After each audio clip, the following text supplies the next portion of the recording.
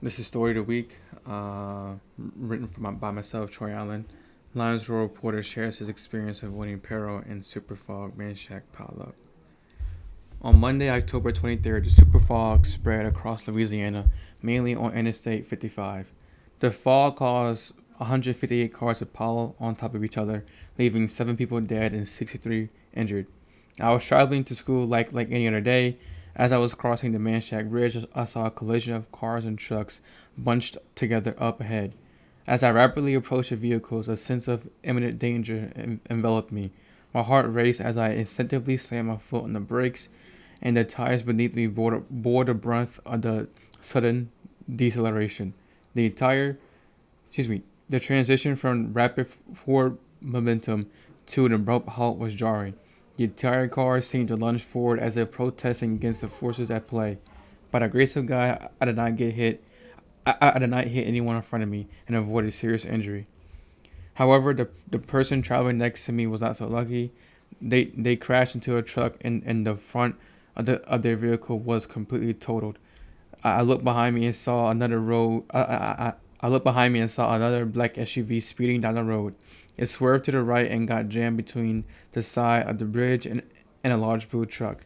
Its momentum nearly carried the SUV over the side of the road and its momentum nearly carried the SUV over the side of the bridge before landing on the ground again. Another black Nissan raced towards the massive vehicles. That car crashed into the same blue truck the SUV did.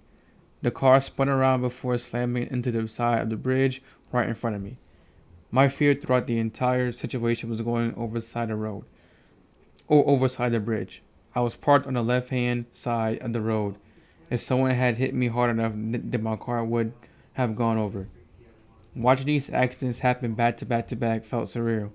You see tragedies like this on the news or on TV shows, but never do you think you'll actually be in one. More cars sped down the road, but they were able to stop in time before adding to the crash. I and many others put on our blinkers in hopes that oncoming cars would see and slow down. After roughly 10 minutes, 4 ambulances came down the road along with a multitude of state troopers. Thankfully, people were able to exit their cars, take pictures of the accidents, and talk amongst themselves about the situation at hand. For the next hour, people waited for further directions. Some people were talking to the police about the accidents, and others showed frustration about waiting for so long. When I got in my car, there was gray smoke in the air. Although it was distant, the smoky smell in the air was still strong. From what I could see, there were no fires actively burning by that time. The only thing that remained was shattered glass and chunks of metal across the ground. People who were still able to drive, like me, were redirected to Rudak, and from there we traveled to La Place. I contacted my teachers via email about the situation, and they were completely understanding. I felt a renewed sense of appreciation for the fragility of life and the importance of staying alert on the road. The near car accident served as a wake-up call, a stark reminder of how close we all.